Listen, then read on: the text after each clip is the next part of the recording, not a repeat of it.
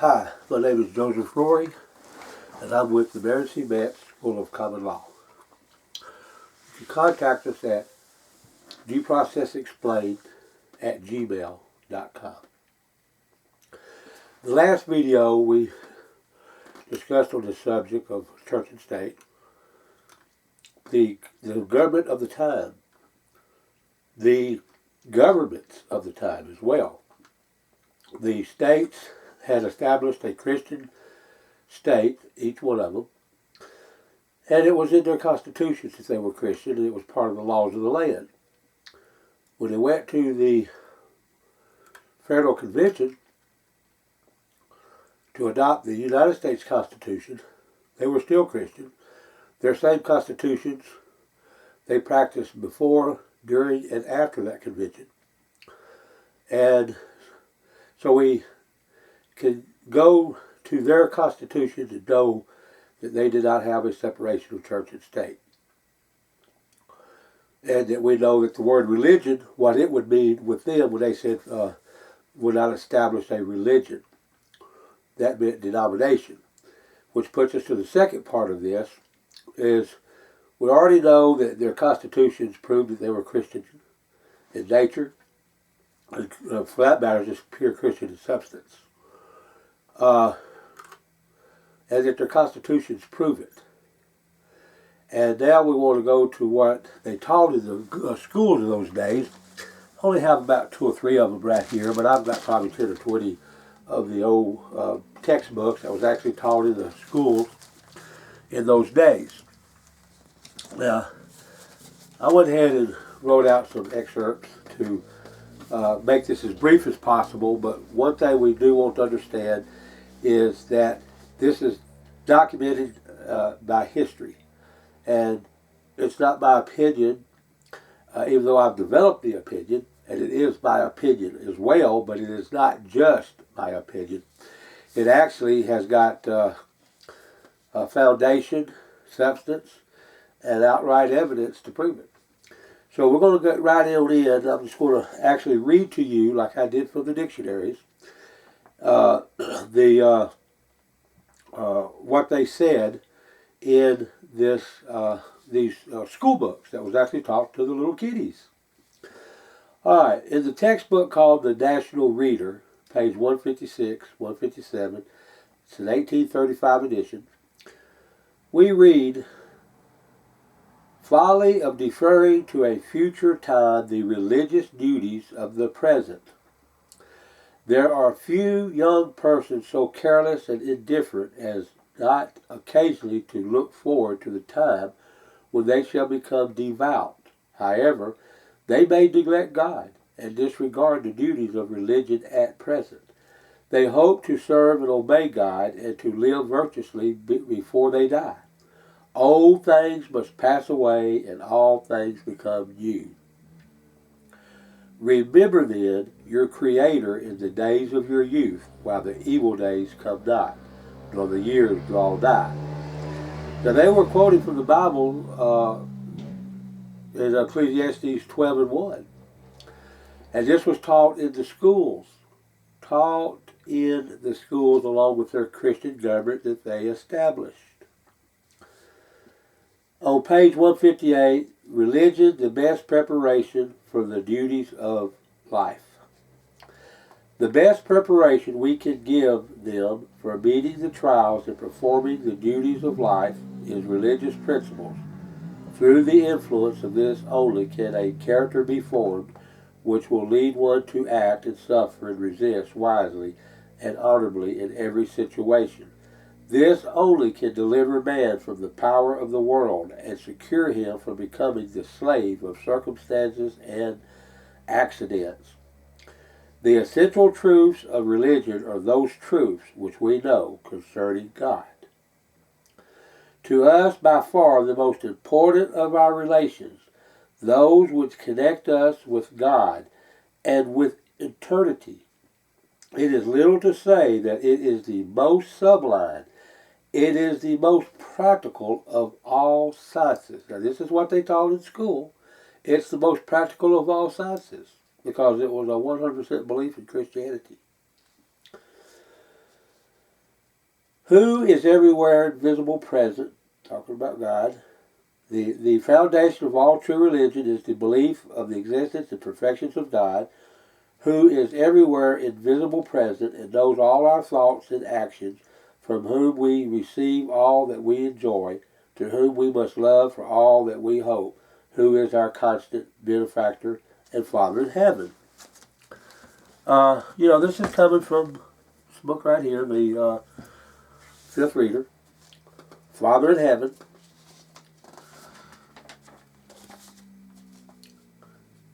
Page 185, religion is the only sure foundation of virtue. Religion is the only sure index of duty. Religion is the only guide to true happiness.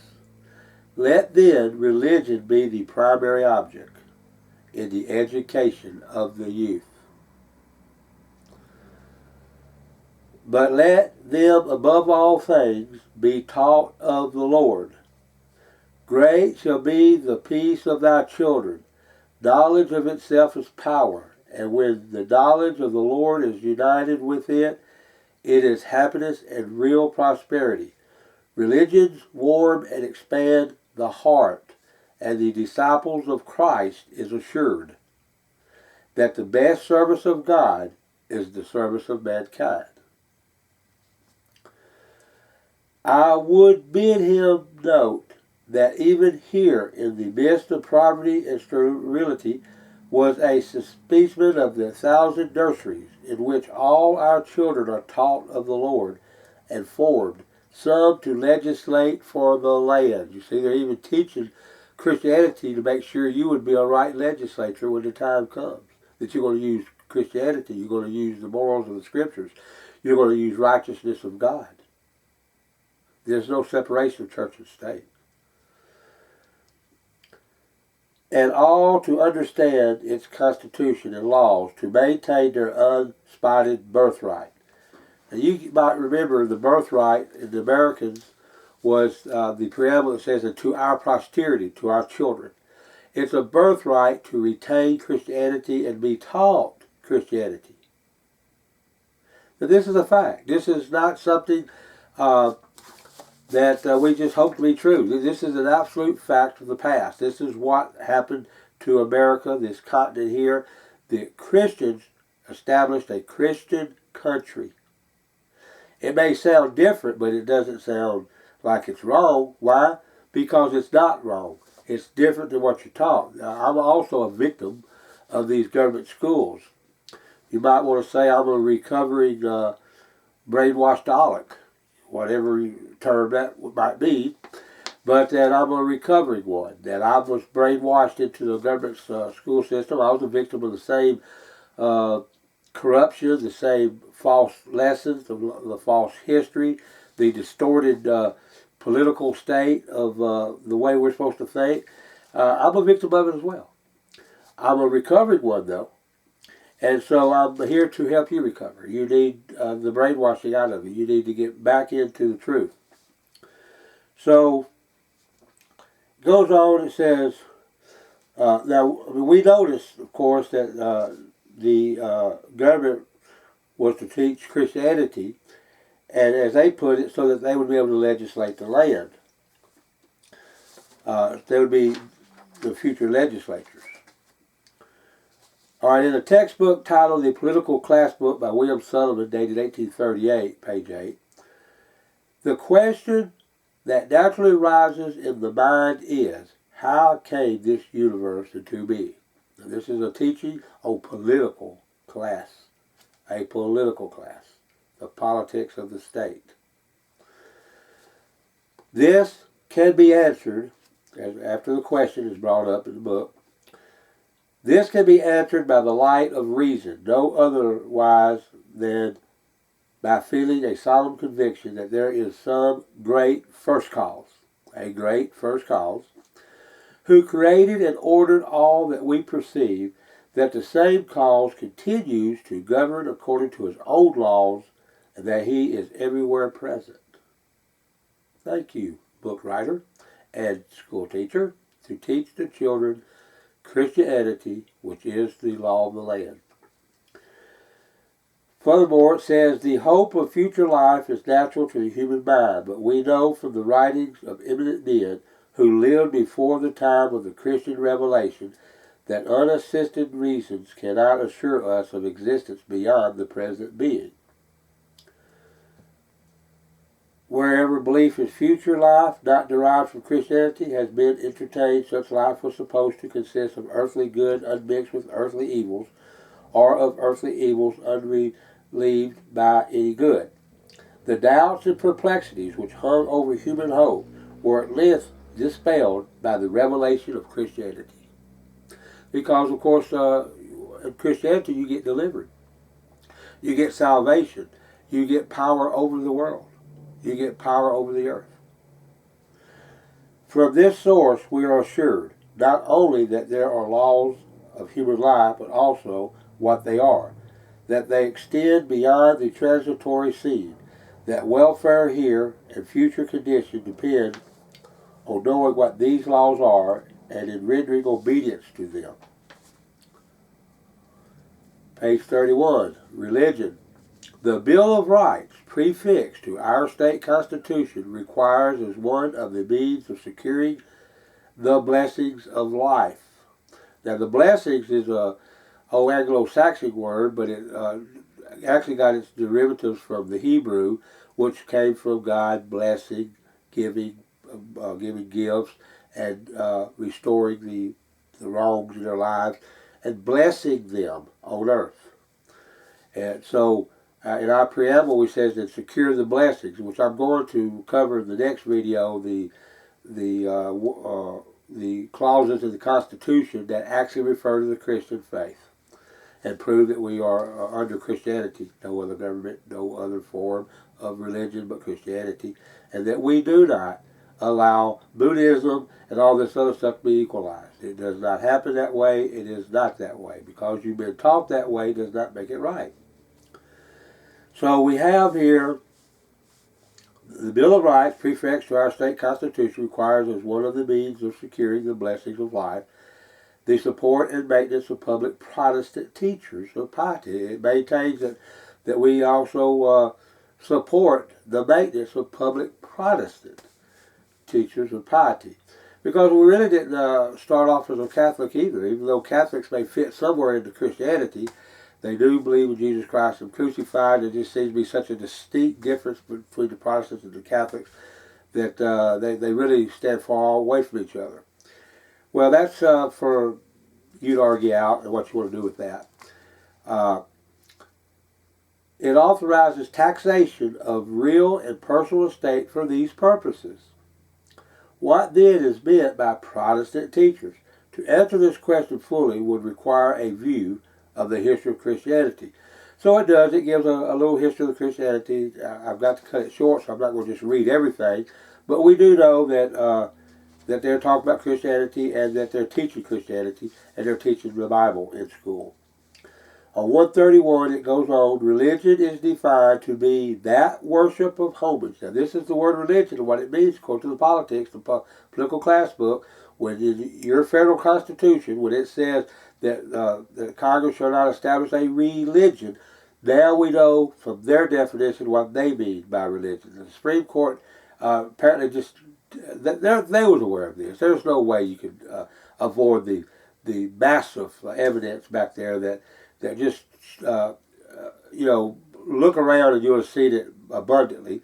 And they go and refer to some letter by Thomas Jefferson. And they make a whole doctrine out of Thomas Jefferson's personal, private theory that he wrote to a personal friend in a personal letter. It has nothing to do with making law. But the Supreme Court pounced on it like, there you are, there's proof. We got a separation of church and state because Thomas Jefferson believed it should be that way. Well, Thomas Jefferson believed in a lot of other things that we don't go by. And some of this stuff we probably should have. But we didn't. And so we're here again with religion is defined to be that worship or homage which is due to God as creator and preserver of the world. It is divided into natural and revealed. The former means that sentiment which mankind have by the force of reason of the existence of the deity, and of their relations and duties to him. The latter means the deity's revelation of himself, of his providence and will as contained in the Bible. So that is the religion that is in the First Amendment to the U.S. Constitution. The Bible religion. No denomination will outdo another one in favor. You don't get to favor the Baptists over the Methodists, the Pentecostals, which didn't actually exist at the time. But, you know, now that they do, they would fit into this clause. But the Episcopalians, Quakers, etc., did exist, and these were the only set of religions that they could be talking about anyway. It's not like you go to Mars and pick out a few of their religions to throw into your Constitution. Your Constitution was dealing with the religions of the circle that you're putting it in. You get that? It's the way that is. So it is of the Bible. That's what religion is. The doctrines of the Bible. So now we know that what is meant in the federal Constitution. We know that from their own teachings and their lessons taught in the school. Page 31 continues, the Bible then is the foundation of Christian faith. The word Bible is from the Greek word biblion, meaning book, and as applied to the Bible means the book or the book of books. In there they give us the Moses account. It's quite a bit here, so I'm going to skip on, where they define the year of our Lord. Now that's important because the Constitution, when we get to it, I will also bring out where they use the word in the year of our Lord. And I've had a lot of people say, well, it didn't say what Lord? Well, you know, you don't have to be too smart to know which one they was talking about, but just for the case of proving the point, let's go see their definition here. And of course, this logic will tell you, since it was the 1,787 years in the year of our Lord, what all you had to do is count back that 1,787 years, and you would have, oh, that's Jesus Christ they're talking about. Okay, that's fine enough. Here's proof, though, from the old school books. The year of our Lord means the succession of years from our Savior's time, which does not begin from his birth, in the year of the world, 3,999, but begins 4 years and 6 days afterward, that is, in the year of the world, 4004. Thus, the supposed length of time from the creation of the present is the number of years of the Christian era added to 4,004 years. Taught in the schools, mandated in the laws. In a textbook titled The Governmental Instructor, or a brief and comprehensive view of the government of the United States. See, this is going to tell you what is the view of the government of the United States. Designed for the use in schools. It was another textbook taught in school. Page 23. It's an 1847 edition. Nature and origin of laws. And it says, were a man to live separate and apart from all other persons, like Robinson Crusoe on the island of Juan Fernandez, he would be independent of all human governments and all civil laws. He would have no social duties to perform and no human punishments to fear. He would be absolutely free in a liberal sense of the term. He could do anything he pleases, provided it was not contrary to the divine law. So now they're letting you know, they're teaching you the way the government thinks, is you may be out there all by yourself, out on an island somewhere, you still owe God. You may not owe other human beings because they're not around, but you will owe God. This is the beliefs and the view of the government. But if another person were to join him, then reciprocal duties and mutual claims upon the assistance of each other would immediately arise. Were they to be joined by a third person, the newcomer would also be entitled to a portion of the gifts of his Creator, and he would likewise have a claim upon the sympathies and assistance of his companion. So they go and explain how that God is the importance of this. So now they want to show the Bible how the Bible works with the government of today. And so they go into explaining the three branches of the government, and here's how they go about it.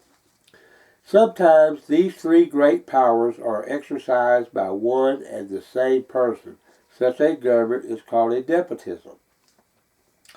Thus, Darius established a decree that if anyone asked a petition of any god or man for 30 days except of the king, he would be cast into the den of lions. This was a legislative act.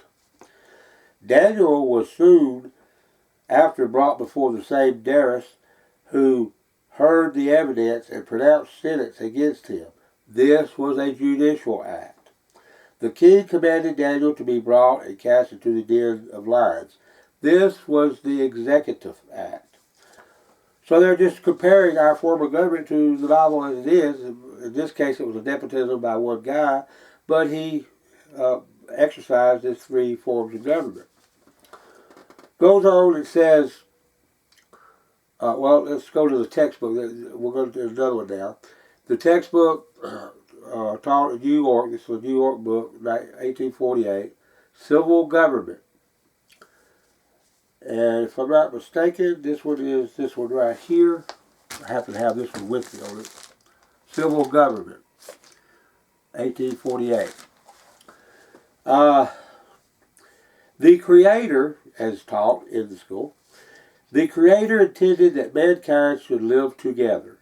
He has given them a desire to associate with each other and made their happiness depend in a great measure on such association. The law of nature is that rule of conduct which we are bound to observe towards our Creator and our fellow men. Mankind being dependent on their Creator, they owe to Him duties which they ought to perform. Should love and serve our Maker and thank Him for His mercies, and it would be just as much our duty to do so, if He had never so commanded. But mankind, in their present imperfect state, are not capable of discovering in all cases what the law of nature requires. It has therefore pleased divine providence to reveal His will to mankind to instruct them in their duties to Himself and to each other. This will is revealed in the Holy Scriptures. It is, and they're teaching it in school. Whoa, our government don't believe in that. We need these ACLUs to come up and tell everybody that it's different. We need the Supreme Court to come along and say, oh, y'all don't even know what you're talking about. We know it all. We're the Supreme Court. Once we say something, God's going to have to just sit on His throne and sit still because we spoke. Okay, that's how they think. I'm telling you. All right. This will is revealed by the Holy Scriptures and is called the law of revelation, or the divine law. But though men have the divine law for their guide, human laws are also necessary. God has commanded men to do that which is right and to deal justly with each other, but men do not always agree as to what is right. Human laws therefore become necessary to say what shall be considered just between man and man. And these laws must be written that it may always be known what they are. Section 18. Again, it may be asked. Now, before I get into this, I really want to put emphasis here. This is important. They're teaching about God. They teach you the duty of God. They tell you that you need to have God before you can be a legislature. Most of their constitutions actually stated that they had legislation on God, and the Constitution was for God. So this is important that we understand this. So, Section 18. Again, it may be asked what must be done when a human law does not agree with the divine law. Now, children, listen, this is classroom teaching. We're teaching you what we're supposed to teach you and what is right to teach you. So, Sally, raise your hand if you got a question, and y'all listen good, Martha, Mary, and Bill. We've got a classroom of children to be taught this. And this is what the government sanctioned. This came from a state-made printed book for the schools. Section 18, and catch this. This is even more important than what we're talking about because it makes a very good declaration here. Again, it may be asked what must be done when a human law does not agree with the divine law. Now it's the time for the state to announce themselves as over God or under God. This is the time, right here, teaching the children who's over who. Must such law be obeyed? Men have no right to make a law that is contrary to the law of God. And that's what they taught. And we are not bound to obey it. We are not bound to obey it. The state taught that. The teachers taught that. All the writers of the time that wrote up these textbooks taught that. And it was popular, known, and for that matter, it's just a new life in the days. It was what was being taught. The truth behind separation of church and state is getting destroyed, dismantled right here by the facts. And if you want separation of church and state, well then go. But you don't make me and my children deal with it and force us not to have the proper lessons to Christianity, the truth about God, and put that there and see what kind of change society we can have. Because remember, God is power. He delivers you. He delivers you from sin and corruption. Gives you power to overcome the world. What other power is out there? Sure ain't the government. Give you power to overcome a little bit of needs and wants, and throw you some cornmeal and some cheese every now and then. Fix you up with a welfare check. And get your respect. I mean, half of you is probably on it now. The ones that's listening to this, you're on it.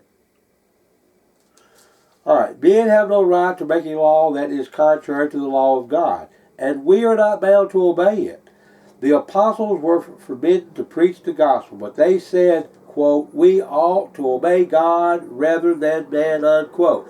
This was quoted in the lesson to the children from the state that has no such thing as a separation of church and state. Never existed. And it still don't exist. It's just in the minds of everybody because what? The Supreme Court? Who are they? Who are they now? They might at one time got respect. They might have one time, I can think of a lot of justices of the past that would get respect. Okay, so the apostles were forbidden to preach the gospel. They said we ought to obey God rather than man. And they continued to preach. And of course they leave the quote, Acts chapter 5 in the book. Then in a book called Guernsey's United States, History of the United States, designed for schools, all this was school books. And dated 1848, the preface says, to commune with the great and mighty dead, to turn our thoughts backward along the path of time and call from their silent graves the buried heroes of the past and people with their living forms whose old battlefields were free men under the protection of the God of heaven. Now, keep in mind, we talk about our forefathers. Well, our forefathers also had forefathers, and they were the patriarchs of the Bible. Moses, Elijah, Jeremiah, Isaiah. This was their forefathers. They would also be ours if you're Christian. Which was the God of heaven, fought not for a crown, but for liberty, is an employment both pleasing and instructive. All history is instructive, but that of our own country is peculiarly interesting. The actors in its earliest periods and in the revolutionary struggle were men of patriotism, virtue, and religion. Remember what religion means, denominations of the Christian faith. Rising above the selfish feelings of human nature, they planned and acted not for themselves alone, but for their country, and the unborn millions who were yet to tread its soil, believing in the overruling providence of God. They were not ashamed to look to Him for direction, nor to lean on His arm for support. Next to the Bible, no book is better adapted to teach lessons of importance both to the heart and intelligence than a faithful history of God's dealings with our countrymen. Excuse me there. in a book called What Words Say. Now this is, just a book on words, definitions, etc., a practical analysis of words for use in the elementary schools, page 95. It uses the word adjure. And of course it gives a definition of swear. And guess what example they use? Joshua adjured. Who's Joshua? That must be one of them Christian faith deals, must be. Joshua adjured, spoke to with an oath or solemn invocation the sun to stand still on Gideon. They're teaching that in school, and they actually taught the miraculous sun story that has been troubling Bible scholars for years, whether it was a literal deal or what. And that's not for me to open up today, but they were teaching it, that the word adjure, and they associate it with Joshua. In a book called Principles of Constitutional Law, Student Series by Thomas Cooley, LLD. Excuse me just a second.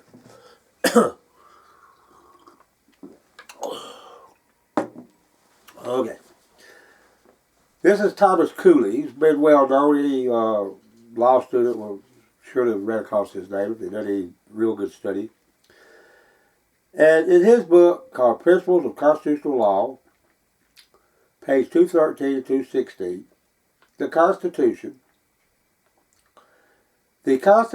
as originally adopted declared that no religious test shall ever be acquired as a qualification to any office or public trust under the United States. By amendment, it was further provided that Congress shall make no law respecting the establishment of religion or prohibiting the free exercise thereof. Both these provisions, it will be seen, are limitations upon the powers of Congress only. Neither the original Constitution nor any of the early amendments undertook to protect the religious liberty of the people of the states against the action of their respective state governments. Now he brings up the 14th Amendment because he didn't challenge whether it ratified or not, but he says perhaps the 14th Amendment was broad enough to go into the states. Now, he goes on establishment of religion, and he defines that as the Christian religion was always recognized in the administration of the common law. And so far as that law continues to be the law of the land, the fundamental principles of that religion must continue to be recognized in the same cases and to the same extent as formerly. All right, hold on. There. Okay. And he goes on, he says, but the freedom of religion cannot be extended to prevent the punishment of crimes, polygamy and bigamy, or crimes nonetheless because encouraged by the teachings of a religious sect. All right, so we have here an LLD that's teaching in the school on the constitutional law. And while we're on Cooley, it's interesting, he's the first to actually note this, but if you follow me on the Dictionary of Conspiracy, you'll find that we're talking about a new union that was redefined by the Merriam-Webster Dictionary in 1864. And in his book here, and I believe it's like an 1895 edition,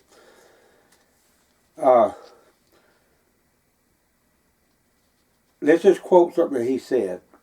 The Constitution as it is, and the Union as it was. Now the reason why he's making this statement, because there was a Union party out there that used that as a slogan, the Constitution as it is, and the Union as it was. They were wanting it to go back to what it was. They don't need this new stuff. That was a party's slogan. And Cooley in his book, teaching everybody that it's known, he says the Constitution as it is and the Union as it was can no longer be the motto of the watchword of any political party. Isn't that interesting? It's over with. That's what he's teaching. It's gone. The Constitution, as it was, is gone. And, of course, the Union is not what it was anymore. He says, we may preserve the Constitution in its every phrase and every letter with only such modifications. Now think about what he's saying here.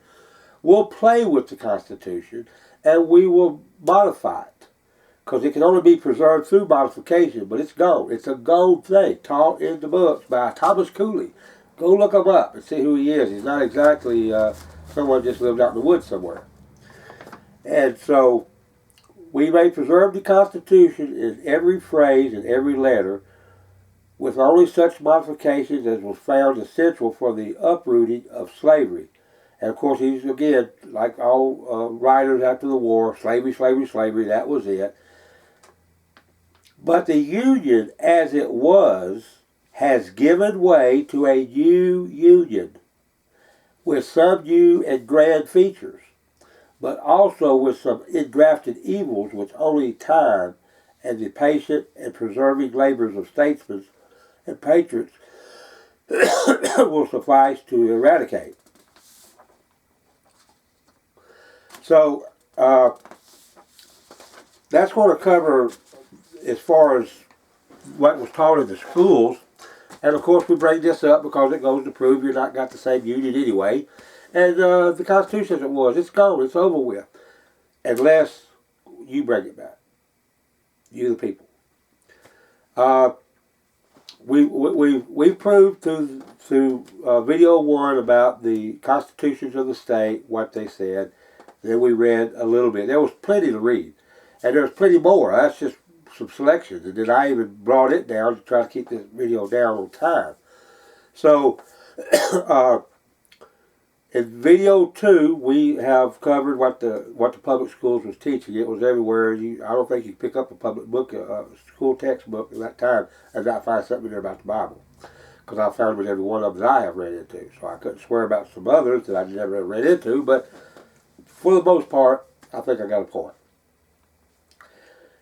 The next video will be on the Constitution itself and its reference to the Christian faith. So, if you need to contact us, I'd like for you to contact us at dueprocessexplained@gmail.com.